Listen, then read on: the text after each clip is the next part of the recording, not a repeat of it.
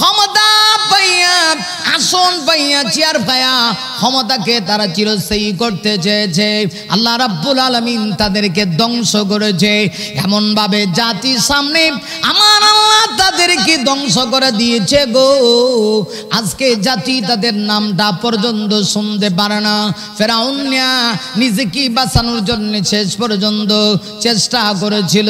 ফেরাউনকে যখন ওই নীল দরিয়ার ভিতরে আল্লাহ রাব্বুল আলামিন চুবনি দিয়া ফেরাউনকে যখন মারতে চাইলেন, আল্লাহ রাব্বুল আলামিন ফেরাউনকে যখন নীল দরিয়ায় ডুবাইয়া মারবেন, আমার আল্লাহ যে মুহূর্তে ফেরাউনকে ধ্বংস করে দিবেন, ফেরাউন তখন বুঝতে পেরে ঈমান আনতে চেয়েছিল, কিন্তু আর সুযোগ নেই গো, তার কিন্তু আর সুযোগ নেই। আল্লাহ রাব্বুল আলামিন ওই ফেরাউনকে নীল দরিয়ার ভিতরে বাহরে কালসুমে আল্লাহ রাব্বুল আলামিন ডুবাইয়া তাকে ধ্বংস করলেন। এমনকি ফেরাউন নাকি আল্লাহ রাব্বুল আলামিন শুটকি বানায় রেখে দিলেন। আল আনা ওয়া কাদ আসাইতা কাবলু ওয়া কুনতা মিনাল মুফসিদিন ফাল্যাউমা নুনজিকা বিবাদানিকা লিতাকুনা লিমান খালফাকা আয়া। না, আল্লাহ কোরআনের ভিতরে চমৎকার করে উল্লেখ করে দিয়েছেন, ফেরাউনের কাছে যখন চলে আসলো মালাকুল মউত আজরাইল যখন আসলো, ফেরাউনকে যখন আল্লাহ নীল দরিয়ার ভিতরে ডুবায়া মারবেন, এই অবস্থায় ফেরাউন কিন্তু বলেছিল আমি এই মুহূর্তে ঈমান আনতে চাই, আমি ঈমান আনতে চাই ওই আল্লাহর উপরে। মানে ইসরাইল যে আল্লাহর প্রতি ঈমান এনেছিল, আমানতু আন্নাহু লা ইলাহা ইল্লাল্লাযী আমানাত বিহি বানু ইসরাইল ওয়া আনা মিনাল মুসলিমিন। ফেরাউন বলেছিল আমি ঈমান আনলাম ওই আল্লাহর উপরে যিনি ছাড়া কোনো মাবুদ নাই, যার প্রতি ঈমান এনেছিল বনি ইসরাইল সম্প্রদায়, আমি মুসলমান হয়ে যেতে চাই গো। আল্লাহ রাব্বুল আলামিন তখন জবাব দিয়া বলে দিলেন আল আন ওয়া কাদ আসাইতা কাবলু ওয়া কুনতা মিনাল মুফসিদিন। না, এখন আর সময় নাই, এখন আর ঈমান আনার কোনো চান্স নাই, সুযোগ নাই গো। আল্লাহ জানায় দিলেন ফাল্যাউমা নুনজিকা বিবাদানিকা লিতাকুনা লিমান খালফাকা আয়া। আরে ফেরাউন, আমি আল্লাহ আজকে তোমাকে শুটকি বানায় রাখবো, আমি আল্লাহ তোমাকে একেবারে ধ্বংস করব না। ফেরাউনের লাশটাকে আল্লাহ শুটকি বানায় রেখেছে যাতে করে পরবর্তী প্রজন্ম যারা আসবে, নেক্সট প্রজন্ম যারা আসবে, ওরা যেন ফেরাউনের লাশ থেকে শিক্ষা নিতে পারে। পৃথিবীতে যারা ক্ষমতা চিরস্থায়ী করে রাখতে চায়, নিজেকে যারা রব বলে দাবি করি, নিজের আমিত্ব অহংকার সমাজে যারা বাস্তবায়ন করতে চায়, যারা স্বৈরাচারী সিস্টেম কায়েম করি সমাজের ভিতরে যারা ক্ষমতাকে চিরস্থায়ী করতে চায়, এদের পরিণতি এমনই হয় যেমন কেউ যদি মিশর যায়, মিশর গেলে দেখবেন ফেরাউনের লাশ আল্লাহ সেখানে শুটকি বানায় রেখেছে। ভাইরা আমার, ফেরাউনের লাশ আল্লাহ শুটকি বানায় রেখে দিয়েছি। আল্লাহ পৃথিবীর মানুষদেরকে বুঝাইতে চায়, আরে পৃথিবীর মানুষ ফেরাউন অহংকার করেছে, তার পরিণতি এমন হয়েছে। এই স্বৈরাচার আমার দেশে 2024 সালের 5ই আগস্ট এমন স্বৈরাচার খুনি হাসিনাকেও আল্লাহ জ্বলন্ত প্রমাণ দেখা দিয়েছে। সে নিজেও ক্ষমতা চিরস্থায়ী করার জন্য ফেরাউনের বংশধর হইয়া নিজেকে চিরস্থায়ী করে টিকানোর জন্য চেষ্টা করেছিল। আল্লাহ 17 বছর ক্ষমতায় থাকার পরে শেষ পর্যন্ত দেশ থেকে এমন ভাবে তাকে বিতাড়িত করেছে, শেষ পর্যন্ত তার আশেপাশে নেতা নেত্রী কেউ ছিল না, তার পাশে কেউ থাকলো না গো। নিজের জানটা বাঁচায়া নিজের বোনকে নিয়ে দেশ ছেড়ে পলায়ন করে যাইতে বাধ্য হয়েছে। আমার আল্লাহ বুঝিয়ে দিয়েছে যারা এই ক্ষমতার অপব্যবহার করবে, আমি আল্লাহ যেভাবে ক্ষমতা দিতে পারি, চাইলে আমি আল্লাহ আবার নিতেও পারি। আমার ভাইরা, আল্লাহ রাব্বুল আলামিন এই জন্যে আমার তেলাওয়াতকৃত আয়াতে বলেন কুলিল্লাহুম্মা মালিকাল মুলকি তুতিল মুলকা মান তাশা ওয়া তানজিউল মুলকা মিম্মান তাশা ওয়া তুইজ্জু মান তাশা ওয়া তুযিল্লু মান তাশা বিয়াদিকাল খায়র ইন্নাকা আলা কুল্লি শাইইন কাদির।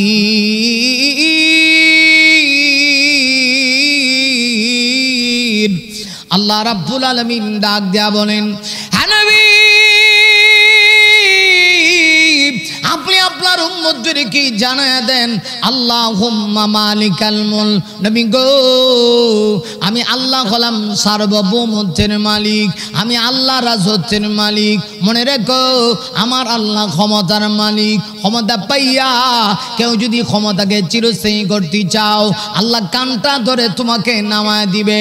ক্ষমতা চিরস্থায়ী না, ধন সম্পদ চিরস্থায়ী না।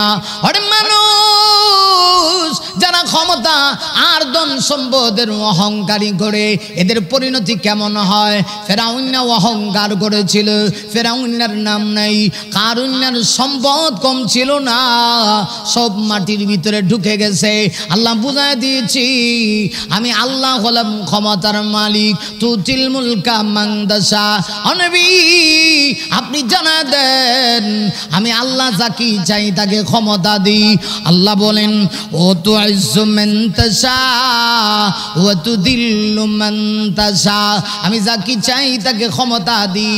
আল্লাহ পাক বলেন, আর যার কাছ থেকে চাই ক্ষমতা ছিনিয়ে নিয়ে যাই। এরপরে আল্লাহ বলেন, আমি যাকে চাই তাকে সম্মানিত করি গো, আর যাকে চাই তাকে বেইজ্জতি করি। মনে রাখবেন, ক্ষমতা পাইলেই কিন্তু সম্মান পাওয়া যায় না। এই পৃথিবীতে এমন অনেক মানুষ আছে যার ক্ষমতা নাই কিন্তু সম্মান আছে, আবার এমন অনেক লোক আছে সম্মানিত হাতে তার পাওয়ার নাই। ক্ষমতার মালিক আল্লাহ, সম্মান দেওয়ানেরও মালিক আল্লাহ। ক্ষমতা পাইলেই যে সম্মান পেতে হবে তার কোনো দৃষ্টান্ত নেই, বরং এমন অনেক ঘটনা আছে ক্ষমতা থাকার কারণে মানুষ তাকে সম্মান দিতে চায় না, সম্মান নেওয়ার জন্য অনেক চেষ্টা করে, শেষ পর্যন্ত সম্মান পায় না, শেষ পর্যন্ত সম্মান পায় না। বেইজ্জতি এমনভাবে হয়, লোকেরা ক্ষমতায় থাকার কারণে হাত উড়ায় সালাম দেয়, ক্ষমতা থেকে নামার পরে পা দিয়া উস্তা দিয়া নামায় দেয়, ঠিক কিনা? তাহলে দুই জিনিস, একটা হলো ক্ষমতা, ক্ষমতা পাইলেই সম্মান পাওয়া যায় না। আবার অনেক লোক আছে যে সম্মানিত, যার দেখা যায় ইজ্জত সম্মানের অভাব নাই কিন্তু পাওয়ার নাই, গদি নাই, সিয়ান নাই, না থাকলে কি হয়েছে, লোকেরা তাকে অনেক সম্মান দেয়। আবার এমন লোকও আছে যে ক্ষমতাও আছে, আল্লাহ তাকে পাওয়ারও দিছে, আবার দেখা যায় তার ইজ্জতও আছে। আবার এমন লোক আছে যে ইজ্জত আছে, আবার দেখা যায় ক্ষমতা নাই। এই সব কিছুর মালিক একমাত্র আল্লাহ। ওবিয়াদিকাল খায়র, সব কিছুর কল্যাণ করার ক্ষমতা, সব কিছু কল্যাণ করার ক্ষমতা আমার আল্লাহর কুদরতি হাতে। ভাইরা আমার, আসুন এই জন্য ক্ষমতা পায়া অপব্যবহার করা যাবে না। খলিফাতুল মুসলিমিন হযরত ওমর রাদিয়াল্লাহু আনহুর ঘটনা আমি আপনাদেরকে শোনাই।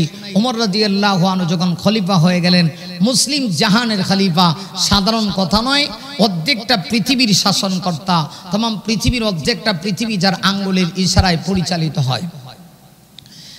ভাইরা আমার, হযরত ওমর এমন বাদশা, শুধুমাত্র বাংলাদেশের মতো ছোট্ট একটা দেশের প্রেসিডেন্ট তা না, तमाम পৃথিবীর মালিক, तमाम পৃথিবীর অর্ধেকটা পৃথিবীর মালিক, तमाम পৃথিবীর অর্ধেকটা পৃথিবী যার আঙ্গুলের ইশারায় পরিচালিত হয়।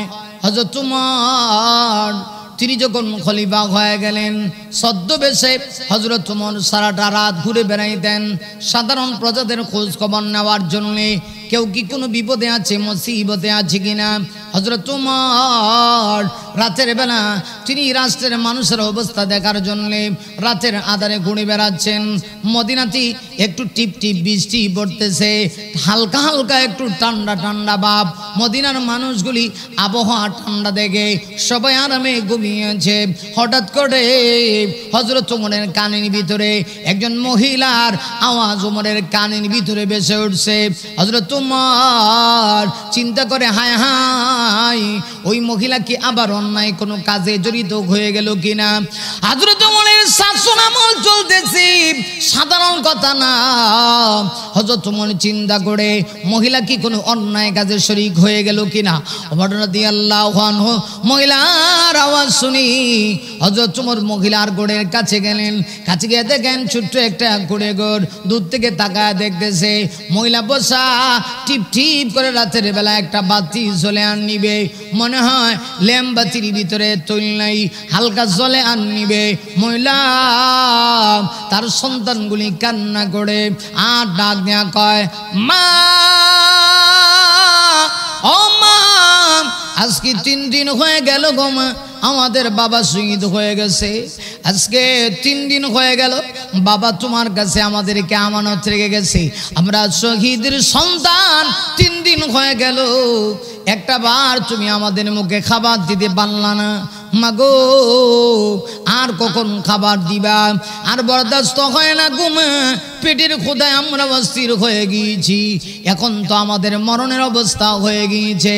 মা ছোট ছোট বাচ্চাদেরকে বলে, বাবারা রে, ও আমার কলিজার টুকরা সন্তানেরা, আর একটু সময় অপেক্ষা করো, চুলায় খাবার বসিয়ে দিয়েছি, তা তৈল গরম হয়ে গেছে, আর একটু পরেই তো তোমাদের জন্য খাবার রেডি হয়ে যাবে।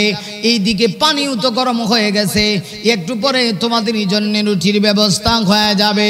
এই কথা বলতেছি, ওমর তাকে দেখে না, মহিলা চুলার ভিতরে কোনো কিছু রান্না করে না, শুধু পানি বসায় মহিলা তার বাচ্চাদেরকে সান্ত্বনা দেয়। হযরত ওমর জিজ্ঞাসা করে বাহির থেকে দাঁড়ায়, পরিচয় না দিয়া, মা গো, ও মা কি হয়েছে গো মা, কোনো মুসিবতে আছেননি? মহিলা জবাব দেয়া কয়, যুবক, ওরে পথিক, তুমি কে? তোমাকে আমি চিনি না, তবে হা মহা মুসিবতে আছি। আজকে 3 দিন হয়ে গিয়েছে, এই সন্তানগুলি না খায়া আছে। আমার স্বামী 3 দিন হয়ে গেছে, আল্লাহ রাস্তায় জিহাদ করতে গিয়া আমার স্বামী শাহাদাত বরণ করেছি। ওই শহীদের সন্তানগুলি আমার কাছে আমানত। ওরে যুবক, আজকে 3 দিন হয়ে গেছে, কোনো খাবার দিতে পারি না, শুধুমাত্র খাবার রান্না করতেছি। এটা তাদেরকে বোঝানোর জন্যে সোলার ভিতরে আগুন ধরায়া আর পানি দিয়া ডেকে ভিতরে সান্ত্বনা দিচ্ছি, কিন্তু আমি যে তাদেরকে খাবার দিব, এতটুকুন খাবার, এতটুকুন যোগ্যতা তো আমার কাছে নেই। অথচ তোমার আশ্চর্য হয়ে গেল। ওমর রাদিয়াল্লাহু আনহু পরিচয় না দিয়া ডাক দেয়া কই, মা গো, তাইলে আপনি একটু অপেক্ষা করুন গো মা। ও মা, আমি আপনার জন্য খাবার নিয়ে আসি। হযরত ওমর যখন এই কথা বলেছে, ঠিক আছে বাবা যাও, তোমার মতো মানুষ যদি খলিফা হইতো কত ভালো হইতো। এই যে মদিনার খলিফা ওমর 3 দিন হয়ে গেছে, আমাদের কোনো খবর নেয় না। ওরে যুবক, তুমি জানো নি সেই ওমর কি কিয়ামতের কঠিন ময়দানে আমি ওমরের গলায় গামছা লাগায়া, ওমরের গলায় গামছা লাগায়া, গামছা ধরে টেনে টেনে ময়দানে মাহশরে আল্লাহর আদালতে আমি ওমরকে পেশ করব। আমি আল্লাহর আদালতে ওমরকে গামছা লাগায়া হাসরের মাঠে ময়দানে মাহশরে আমি আল্লাহর সামনে আমি তাকে বিচারের কাঠ ঘোড়ায় দাঁড় করাবো। হযরত ওমর যখন এই কথা শুনছে, ওমর আগে থরথর করে কম্পন সৃষ্টি হয়ে গেছে। ভাইরা আমার, হযরত ওমর মহিলা কি জিজ্ঞেস করে, মা গো, ওমরকে হাসরের ময়দানে গামছা লাগায় আসামির কাঠ ঘোড়ায় দাঁড় করাইবেন ওমরের গলায়। ও মা, আপনি কি পারতেন না উমরের কাছে খবরটা পৌঁছায় দিতে? উমর তো মনে হয় জানেই না। না রে বাবা না, তুমি কি মুসলমান না? তুমি অবশ্যই মুসলমান।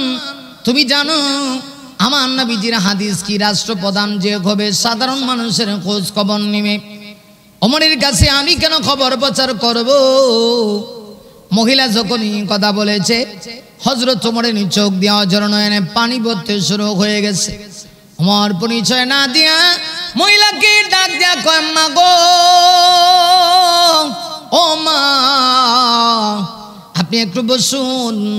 মা গো, আমি যাই, আমি দেখি আপনাদের জন্য কোনো খাবারের ব্যবস্থা করতে পারি কিনা। হযরত ওমর দৌড়ায় গেলেন বাইতুল মালে। হযরত ওমর বাইতুল মালের যে দায়িত্ব ছিল, তার নাম ছিল আসলাম। আসলামকে ডাক দিয়া রাতের বেলা উঠাইলেন আর বললেন, আসলাম রে, দে গুদামের চাবিটা আমার কাছে দে, বাইতুল মালের চাবি আমার কাছে দে। আসলাম ডাক দিয়া কয়, হ্যাঁ খলিফাতুল মুসলিমিন, আপনার কি কষ্ট করতে হবে না, আপনার কষ্ট করার দরকার নেই। ওগো খলিফাতুল মুসলিমিন, আমি না এই বাইতুল মালের দায়িত্বে আছি, এই বাইতুল মালের দায়িত্ব তো আমাকে দেওয়া হয়েছে, এটার কর্মচারী হলাম আমি গো, আমাকে দেন, আমাকে সুযোগ দেন, বাইতুল মাল থেকে কি লাগবে বলেন। হযরত তোমার কোনো জবাব দেয় না, দৌড়ায় গেলেন বাইতুল মালে, দরজা খুলে, গুদামের দরজা খুলে হযরত তোমার আস্তা একটা আঠার বস্তা তার গাড়ির মধ্যে উঠাইয়া, শুকনো কিছু গোস্ত উঠাইয়া ওমর রাদিয়াল্লাহু আনহু রওনা হয়ে গেলেন। এবার আসলাম ডাক দিয়া কয়, ও ওমর, হ্যাঁ ওমর, এত কষ্ট করে আপনার নেওয়ার দরকার নেই। ওমর কোনো জবাব দেয় না। এবার বারবার যখন আসলাম পিরাপিনি করে, হযরত ওমর ডাক দিয়া কয়, আসলাম রে, কিয়ামতের কঠিন ময়দানে যদি আল্লাহ বিচারের কাঠ গড়ায় দাঁড় করায়, তোকে দাঁড় করাবে না, কারণ আমি মদিনার প্রেসিডেন্ট, আমি প্রেসিডেন্ট থাকা অবস্থায় এই মদিনায় একজন মহিলা তার সন্তানদের রেখে নিয়ে, শহীদের স্ত্রী তার সন্তানেরা না খেয়ে মারা যাবে, আমি কিয়ামতের কঠিন ময়দানে আল্লাহর সামনে দাঁড়ায় জবাব দিতে পারবো না। হযরত ওমর রাদিয়াল্লাহু আনহু বলেন, আসলাম, তোমার এই দায়িত্ব না, হাসরের মাঠে তোমাকে আসামির কাঠগড়ায় ধার করাবে না, আমাকে ধার করাবে। চিন্তা করছেন একজন রাষ্ট্রপ্রধানের চিন্তা ভাবনা কেমন হয়? আর আমার দেশের রাষ্ট্রপ্রধান তো দূরের কথা, একজন সাধারণ চেয়ারম্যান তার জনগণকে নিয়ে চিন্তা করে না। অনেক সময় দেখবেন চেয়ারম্যান, দুই শব্দ মিললে চেয়ারম্যান, একটা হলো চেয়ার, একটা ম্যান। চেয়ার মানে হলো কেদারা, ম্যান মানে মানুষ। এই মানুষ যখন চেয়ারে বসে, ক্ষমতার পাওয়ারে বসে, তখন দেখবেন আমিত্ব আর অহংকারের কারণে চেয়ারম্যানের পাওয়ার এলাকার মানুষ থাকতে পারে না। অথচ 5 বছর পরে চেয়ার এক জায়গায়, ম্যান আর এক জায়গায়, দুইটা এক জায়গায় করা যায় না, তখন তাকে সাবেক চেয়ারম্যান। ভাইরা আমার, এত আমিত্ব, এত অহংকার, ক্ষমতার পাওয়ার মানুষদেরকে অন্ধ করে ফেলে, ওরা মানুষের উপরে জুলুম করতে শুরু করে। হযরত ওমর ডাক দিয়ে বলতেছে, রে আসলাম, কিয়ামতের কঠিন ময়দানে আল্লাহর আদালতে তো তোমাকে জিজ্ঞেস করা হবে না, আমাকে জিজ্ঞেস করা হবে, অতএব এটা তোমার দায়িত্ব না। হযরত ওমর কাদের ভিতরে আল্লাহু আকবার এক বস্তা আটা নিলেন আর সাথে শুকনা গোস্ত নিয়ে ওমর দৌড়ায় গেলেন মহিলার কাছে। রাতের গভীরে ওমর রাদিয়াল্লাহু আনহু মহিলার দরজার সামনে গিয়ে দাঁড়ায় বলেন, মা আপনি একটু ভিতরে যান, আমি চুলার ভিতরে পুনরায় আমি আগুন ধরাই। ওমর নিজের হাত দিয়া রুটির খামির তৈরি করে তিনি রুটি বানাইতে শুরু করলেন। শুকনো গোস্ত তিনি তৈরি করে সন্তানদের মুখে দিচ্ছেন। মা ভিতর থেকে দেখে দেখে হাসতেছে, আনন্দের হাসি হাসতেছে। হযরত ওমর এক পর্যায়ে বললেন, মা গো, এবার তাহলে আপনি খেয়ে নেন। মহিলাকে ওমর বললেন, আপনি আসেন, আমি ঘরের বাহিরে যাই। ওমর বাহিরে দাঁড়িয়ে দাঁড়িয়ে দৃশ্য দেখতেছেন। মহিলা তখন রুটি আর গোস্ত খায়, খেয়ে এক পর্যায়ে কচি হইয়া ওমরকে তো চিনতে পারে না। চিনতে না পেরে মহিলা আওয়াজ দিয়ে বলতেছে, বাবা, এই মদিনার খলিফা, এই মদিনার শাসক যদি ওমর না হয়ে তুমি হইতে, তাহলে কতই না ভালো হতো। হযরত ওমর রাদিয়াল্লাহু তাআলা আনহু তখন দুইটা হাত আকাশের দিকে উঠায়া মহান আল্লাহকে ডাক দিলেন, প্রভু গো, প্রভু, আমার আজকে মনটা খুশি হয়েছে। আল্লাহ, আমি তো আসলেই মদিনার খলিফা, মহিলা তো আর আমাকে চিনতেছে না। আমি যে মহিলা এবং তার সন্তানদের মুখে খাবার দিয়া তাদের মুখে হাসি ফোটাতে পেরেছি, এই জন্য আমি তোমার শুকরিয়া, তোমার কৃতজ্ঞতা আদায় করছি। আল্লাহ, কিয়ামতের মাঠে তুমি আমাকে আসামির কাঠ গড়ায় দাঁড় করায়ও না। খলিফা হিসাবে যদি হাসরের মাঠে তুমি আমাকে আসামির কাঠ গড়ায় দাঁড় করাও, আমি তোমার সামনে দাঁড়িয়ে জবাব দেওয়ার মতো কোনো সাহস আমার নাই। অথচ আমার দেশের চেয়ারম্যান থেকে নিয়ে একেবারে উচ্চ পদস্থ কর্মকর্তা যারা আছে, একটার ভিতরে হাসরের ময়দানে আল্লাহর সামনে জবাবদিহিতা করতে হবে, এর ভয় নাই, এর ভয় নাই, একটার ভিতরে তাকওয়া নাই। এই জন্যে জনগণের মাল মেরে খাইতে এদের কোনো কষ্ট হয় না। এরা মনে করে জনগণের মাল এটা হলো গনিমতের মাল। নাউজুবিল্লাহি মিন যালিক। একটা আটা অথবা 1 কেজি চাউল যদি কেউ জনগণের মেরে খায়, হাসরের মাঠে এর জবাব দিতে হবে। মনে রাখবেন, আল্লাহ নবী বিশ্ব নবীজি রাহমাতুল্লিল আলামিন বলেছেন, কিয়ামতের মাঠে অনেক মানুষ এমন হবে, অসংখ্য অগণিত পরিমাণ টাকা পয়সা মানুষকে দান সদকা করবে, অনেক বেশি মসজিদে দিবে, মাদ্রাসায় দিবে, লাখ টাকা দিবে, কোটি টাকা দিবে, হিসাব ছাড়া টাকা দিবে। কিন্তু নবীজি বলেন হাসরের ময়দানে সে এত পরিমাণ দান করে, উহুদ পাহাড় সমপরিমাণ নেক আমল নিয়ে আল্লাহর সামনে উঠবে, কিন্তু মানুষের হক দিতে দিতে গিয়ে শেষ পর্যন্ত তার কাছে অবশিষ্ট আর কিছু থাকবে না। ভাইরা আমার, এজন্য যারা সমাজের দায়িত্বশীল আছেন প্রত্যেকজনকে একটু চিন্তা এটা মাথার ভিতরে রাখতে হবে, আমি কিন্তু আল্লাহর সামনে দাঁড়াবো, মহান আল্লাহ রাব্বুল আলামিনের সামনে আমি যে হাসরের মাঠে দাঁড়াবো, আমি কিন্তু আল্লাহর সামনে দাঁড়ায় আমার দায়িত্ব সম্পর্কে জবাব দিতে হবে। আল্লাহ নবী বিশ্ব নবী রাহমাতুল লিল আলামিনের জন্য বলেছেন, আলা কুল্লুকুম রাইন ওয়া কুল্লুকুম মাসউলুন আন রাইয়াতিহি। আল্লাহ নবী বিশ্ব নবীজি বলেন, তোমরা প্রত্যেকেই দায়িত্বশীল, আর কিয়ামতের দিন তোমাদের প্রত্যেককেই স্ব দায়িত্ব সম্পর্কে জিজ্ঞাসিত করা হবে। একজন ওয়ার্ডের মেম্বার কিয়ামতের কঠিন ময়দানে মেম্বার কি তার ওয়ার্ডের জনগণ সম্পর্কে জিজ্ঞেস করা হবে, তুমি কি ওয়ার্ডের জনগণের হক আদায় করছো কিনা। একজন ইউনিয়নের চেয়ারম্যান, ওই চেয়ারম্যানকে পুরা ইউনিয়নের জনগণের হক আদায় করছে কিনা। আমার ভাইরা, হাসরের মাঠে আল্লাহর কাছে জবাবদিহিতা করতে হবে। একজন এমপি সাহেব পুরা আসনের জনগণ সম্পর্কে হাসরের মাঠে তাকে জিজ্ঞেস করা হবে, তুমি এমপি হওয়ার পরে জনগণের হক আদায় করছো কিনা। একজন মন্ত্রী, যে মন্ত্রণালয়ের মন্ত্রী ছিল, এই মন্ত্রণালয়ের অধীনে যাদের হক ছিল, এই হকগুলি তারা আদায় করছে কিনা, হাসরের মাঠে জবাব দিতে হবে। এমনকি একজন প্রধানমন্ত্রী যদি হয়, একটা পুরা রাষ্ট্রের জনগণের হক আদায় করছে কিনা, হাসরের কঠিন ময়দানে আল্লাহর সামনে জবাব দিতে হবে। এমনকি আল্লাহর নবী বিশ্ব নবী রাহমাতুল লিল আলামিন হাদিসের ভিতরে আমার নবীজি বলেছেন, সাবাতু ইউযিল্লুহুমুল্লাহু ফি যিল্লিহি ইয়াওমা লা যিল্লা ইল্লা যিল্লুহু, আল ইমামুন আদিল আও কামা ক্বালা আলাইহিস সালাতু ওয়াস সালাম। আল্লাহ নবী বলেন, কিয়ামতের দিন যেদিন আরশের ছায়া ব্যতীত আর কোনো ছায়া থাকবে না। আরে মুমিন, সেই কিয়ামতের ময়দানে আরশের ছায়া ব্যতীত আর কোনো ছায়া থাকবে না। ওই দিন আল্লাহ নবী বলেন, 7 শ্রেণীর মানুষকে আরশের ছায়ার নিচে আল্লাহ স্থান দিবে। 1 নাম্বার, ওই সমস্ত ন্যায়পরায়ণশীল বাদশা যারা সমাজের ভিতরে ইনসাফ প্রতিষ্ঠা করেছিল, সমাজের প্রত্যেকটা মানুষের হক আদায় করেছিল। ভাইরা আমার, লক্ষ্য করে দেখুন, হযরত ওমর তাই মহিলাকে, হযরত ওমর দেখতেছেন যে মহিলা খুশি হয়ে রুটি আর গোশত খায়, চেহারার ভিতরে একটু হাসি হাসি। হযরত ওমর আকাশের দিকে 2টা হাত উঠায়া আল্লাহ রাব্বুল আলামিন কি ওমর ডাক দিয়া বলে, প্রভু গো, আমার কপাল না কত ভালো, আল্লাহ এমন অসহায় মানুষের মুখে আমি হাসি ফোটাতে পেরেছি। আল্লাহ গো, আমি তো আরেকটুর জন্য আসামি হয়ে গিয়েছিলাম, কিয়ামতের কঠিন ময়দানে আসামি হয়ে তোমার সামনে দাঁড়াইলে আমি কেমনে জবাব দিতাম, আমার জবাব দেওয়ার মতো কোনো ব্যবস্থা ছিল না।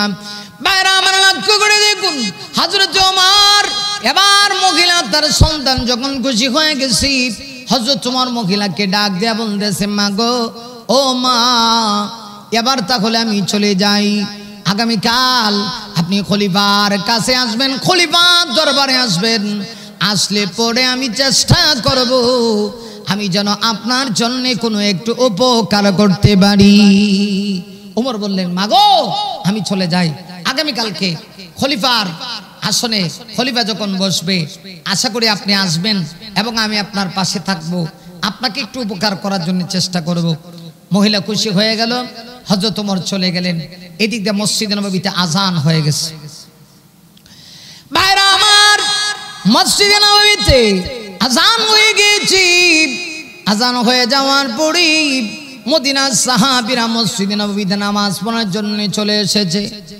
যেহেতু নবী নাই, এখন তো আর আবু বকর সিদ্দিকের জামানাও নেই, আবু বকর সিদ্দিকও নেই, হযরত ওমর হলো মদিনার খলিফা, মদিনার ইমাম। আমার ভাইরা, ইসলামী রাষ্ট্র যদি হয়, রাষ্ট্রপ্রধান যিনি হবে তিনি যদি জ্ঞানী হয়, আলেম হয়, তাহলে শরীয়তের মাসআলা হলো তিনি হবে ওই অঞ্চলের বড় ইমাম। ওমর ইসলামী রাষ্ট্রের খলিফা। আমার নবীর যুগ নাই, আবু বকরের যুগ নাই, হযরত ওমর খলিফা। শুধু কি খলিফা, হযরত ওমর তো এমন সাহাবী। আমার ভাইরা, আল্লাহর নবীজি এই পৃথিবীতে 10 জন সাহাবীকে জান্নাতের সার্টিফিকেট দিয়েছে। ওরে মানুষ একটু খেয়াল করতে হবে, মনোযোগ লাগাইতে হবে। ভাইরা আমার, আল্লাহর নবী বিশ্ব নবীজি এই পৃথিবীতে আমার নবীজি 10 জনকে জান্নাতের সার্টিফিকেট দিয়েছেন। একে একে 10 জনের নাম আমার নবীজি জান্নাতি বলে ঘোষণা করেছেন। 2 নাম্বার নামটাই ছিল ওমরের। আমার নবী বলেছেন আবু বকর ফিল জান্নাহ, হযরত ওমর ইবনুল খাত্তাব ফিল জান্নাহ, উসমান বিন আফফান ফিল জান্নাহ, হযরত আলী ফিল জান্নাহ। আমার নবীজি একে একে 10 জন সাহাবীকে জান্নাতের সুসংবাদ দিয়েছে। ভাইরা আমার, ইয়ার ভিতরে 2 নম্বরে যে নাম, এই নামটাই হলো হযরত ওমরের নাম। হযরত ওমর হলো জান্নাতি সাহাবী। শুধু কি তাই? নাম ওমরের এত দাম, ওমরের জবানটা হলো এত দামি জবান। হযরত ওমরের জবান থেকে যদি কোনো কিছু বের হয়ে যায়, আল্লাহ পাক আসমান থেকে ওহী পাঠায়া ওমরের জবানের স্বীকারোক্তি দিয়া ওমরের মেজাজ অনুযায়ী মহান আল্লাহ কোরআনের আয়াত নাযিল করে দেই। কেমন সাহাবী ছিল! একে তো খলিফা, আবার অন্যদিকে জান্নাতের সুসংবাদ প্রাপ্ত সাহাবী। আমার ভাইরা, এত বড় সাহাবী, জালিলুল কদর সাহাবী, জান্নাতের সুসংবাদ প্রাপ্ত সাহাবী হযরত ওমর। মসজিদে নববীতে আযান হয়ে গেছে, ওমরের যুগ চলতেছে। হযরত ওমর রাদিয়াল্লাহু তাআলা মসজিদে নববীর ইমামতির আসনে চলে যাবেন। হযরত সাহাবীরা ওমরের পিছনে দাঁড়িয়ে দাঁড়িয়ে নামাজ আদায় করেছে। ভাইরা আমার, নামাজ যখন শেষ হয়ে গিয়েছি, হযরত ওমর এবার উপস্থিত সাহাবীদেরকে বললেন, সাহাবীরা বসো, তোমরা বসো, আজকে একটি বিচার আছে, কঠিন বিচার। বিচার হবে, আমি ওমর বিচার করব, আমি ওমর বিচার করব, তোমরা বসো। মদিনার সাহাবীরা বড় আশ্চর্য হয়ে গেছে। সাহাবীরা কয়, না জানি আজকে কি হইল। ওমর ফজরের নামাজ পড়ে এইভাবে তো কোনোদিন সাহাবীদেরকে বলে না, বসো, আজকে কঠিন বিচার আছে। ওমর যেহেতু বলেছে কঠিন বিচার, না জানি আজকে কত বড় মামলা, কার নামে মামলা হয়েছে, আজকে কে আসামি, যে আসামি হবে এই আসামির অবস্থা তো আজকে ভয়াবহ হয়ে যাবে। কিন্তু সাহাবীরা তো জানে না ওমর নিজেই আসামি। ভাইরা আমার, হযরত ওমর সাহাবীদেরকে বললেন, সাহাবীরা বসো, আজকে বিচার হবে। সাহাবায়ে কেরাম বসলেন। হযরত ওমর পুলিশ বাহিনী পাঠিয়ে দিলেন, যাও ওই যে মদিনার মরু প্রান্তরে গিয়া দেখো, ছোট্ট এক কোরেঘর, এই কোরেঘরের ভিতরে এক মহিলা আর তার সঙ্গে 2টা বাচ্চা, তাও আবার মদিনার অধিবাসীরা ভিন্ন দেশ থেকে এসেছে, গিয়া বলবা তাদের নামে আজকে বিচার হবে, আমি ওমর ডেকেছি। পুলিশ বাহিনী যখন গিয়েছে ওই মহিলার কাছে, গিয়া যখন এই সংবাদ দিয়েছে, মহিলার কানে আওয়াজ শোনা মাত্রই তার সন্তানেরা যখন আওয়াজ শুনেছে, তারা হাউমাউ করে কেঁদে উঠেছে আর বলেছে, মা তুমি বড় অপরাধী। মনে আছে কি, কালকে এক যুবক আমাদের জন্য খাবার নিয়ে আসছে, আটা নিয়ে আসছে 1 বস্তার সাথে শুকনো গোস্ত নিয়ে আসছে। তার রুটি আর গোস্ত খেয়ে তুমি খুশি হয়ে বলেছিলে যে আল্লাহ যদি তোমাকে মদিনার প্রেসিডেন্ট বানাই, ওমরকে না বানায়া, কারণ ওমরের মতো প্রেসিডেন্টের দরকার নাই।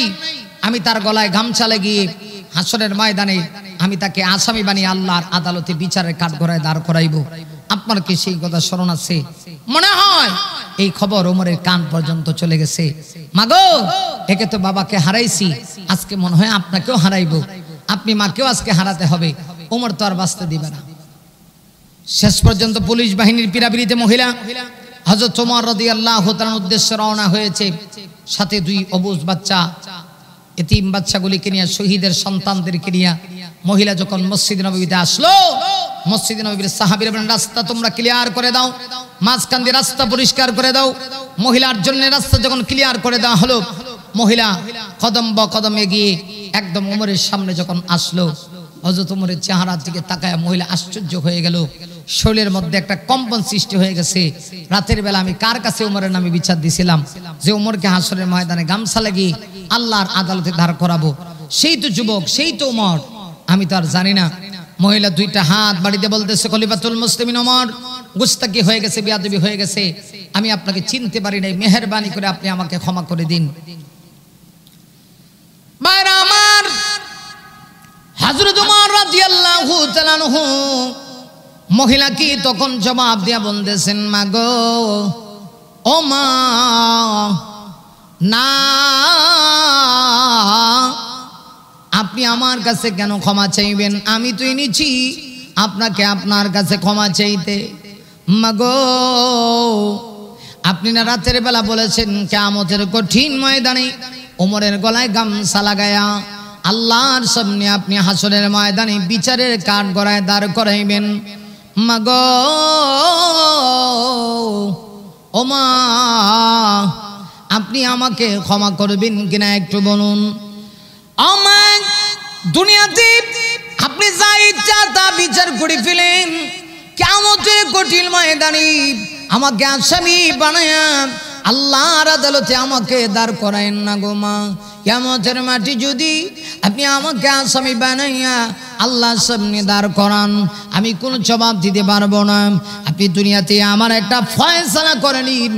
মহিলা চোখের পানি ছেড়ে দিয়ে ডাক দিয়া বলতেছে, না, আমার বিচার করতে হবে না, আমার পাওনা তো আপনি দিয়েই দিয়েছেন, এরপরে এত ভয় পাইছেন কেন? আমি কিয়ামতের মাঠে আপনাকে হাসরের ময়দানে আসামির কাঠ গড়ায় আমি আপনাকে ধার করাবো না। অবশ্যই হাসরের মাটি আমি আপনার পক্ষে আল্লাহর সামনে কথা বলবো, কারণ আপনার মতো খলিফা থাকার কারণেই তো আমাদের মতো সাধারণ মানুষের খোঁজ খবর নিতে পেরেছেন। ভাইরা আমার, এই কথা শুনি হযরত ওমর রাদিয়াল্লাহু তাআলা আনহু মদিনার সাহাবীদেরকে ডাক দিয়া বলে, আরে মদিনার সাহাবীরা শোনো, আমি আজকের পর থেকে আর খলিফার মসজিদে থাকতে চাই না গো, আর আমি খলিফার মসজিদে থাকতে চাই না। তোমরা আমাকে এই দায়িত্ব থেকে অব্যাহতি দিয়ে দাও। মদিনার সাহাবীরা কয়, না ওমর, না, আপনি তো এটার যথা উপযুক্ত, আপনি তো এই ক্ষমতার দায়িত্ব নেওয়ার উপযুক্ত আপনি, কারণ আপনি খলিফা হইয়া যতদিন পর্যন্ত রাষ্ট্র পরিচালনা করতেছেন, এই সমাজের দুঃখী মানুষের খোঁজ খবর আপনি নিচ্ছেন, মানুষের হক আদায় করতেছেন। আর সেই দিন থেকে দেখব আপনি মানুষের হক আদায় করেন না, জুলুম করেন না। একজন যুবক দাঁড়ায়া ওমরের সামনে সিংহের মতো গর্জন দিয়া বলতেছে, ওগো খলিফাতুল মুসলিমিন, সেই দিন আমার হাতের তরবারি দিয়া আমি আপনার মাথাকে দেহ থেকে আলাদা করে দিব। হযরত ওমর তখন খুশি হয়ে বলে, হ্যাঁ, তাহলে ঠিক আছে, আমি ক্ষমতার মসনদে থাকবো যতদিন পর্যন্ত আমি কোরআন দিয়া রাজ্য চালাইব, মানুষের হক আদায় করব, ততদিন তোমরা আমার পক্ষে থাকবে। যেদিন দেখবে আমি কোরআন দিয়া রাষ্ট্র চালাই না, আল্লাহর জমিনে আল্লাহর আইন দিয়া সমাজ পরিচালনা করি না, সেই দিন তোমার মতো যুবকেরা তরবারি দিয়া যদি আমার দেহ থেকে আলাদা মাথা আলাদা করে দেগো, এই সাহস এই দিন তৈরি হবে। এই সাহস করি যুবক, ওই দিন যদি দাঁড়ায় যেতে পারো, তাহলে আমি বললাম ওই দিন আমি আর ক্ষমতায় থাকবো না, ক্ষমতা ছেড়ে দিব। আর যতদিন কোরআন দিয়া চালাবো ততদিন যে তোমরা আমার সাথে থাকবে। এই কথা বলার কারণে আমি খুশি হয়ে গেছি। আমি ঘোষণা দিলাম আজকের পর থেকে আল্লাহ চাহে তো যতদিন আল্লাহ আমাকে চাবে ততদিন পর্যন্ত আমি খলিফার মসনদে থাকবো। ভাইরা আমার, এই ছিলেন খলিফাতুল মুসলিমিন হযরত ওমর ইবনুল খাত্তাব। ওমর রাদিয়াল্লাহু তাআলা আনহু মুসলিম জাহানের খলিফা হওয়ার পরেও তার আদর্শ আর আখলাক কেমন ছিল, জনগণের প্রতি তার কি পরিমাণ মহব্বত আর ভালোবাসা ছিল। আর আজকের সমাজের প্রেসিডেন্ট প্রধানমন্ত্রী যারা হয় এদের জনগণ নিয়ে কোনো চিন্তা ভাবনা নাই। একটু চিন্তা করতে হবে, কারণ এই পৃথিবী আসলে থাকার জায়গা না, পৃথিবীতে কেউ থাকবো না। আমাদের যাদের ক্ষমতা আছে ক্ষমতাও চিরস্থায়ী না। তাই তো আল্লাহ রাব্বুল আলামিন বলেন আল্লাহুম্মা মালিকাল মুলক তুতিল মুলকা মান তাশা। আল্লাহ হলেন সার্বভৌমত্বের মালিক, তিনি যাকে চান তাকে রাজত্ব দেন, যার কাছ থেকে চান রাজত্ব ছিনিয়ে নিয়ে যান। আল্লাহ আমাদের সবাইকে যা আলোচনা হয়েছে এর উপরে আমল করার তৌফিক দান করুন। আমিন সুম্মা আমিন।